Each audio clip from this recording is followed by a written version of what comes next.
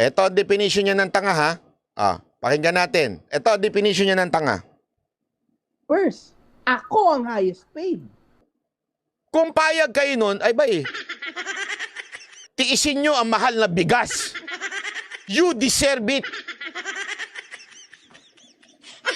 Diba? O, tuloy. Anong pakila? Ay, isa lang naman mababanat niya sa akin eh.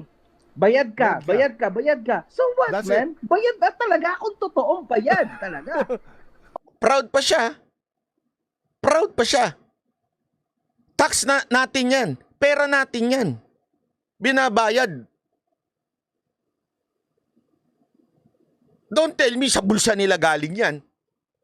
Sa bulsa ng politiko. Oh, kasi matakot ka kung gumagawa ka ng mga ganyan, tas wala ka man lang konsolasyon. Wow! Wow!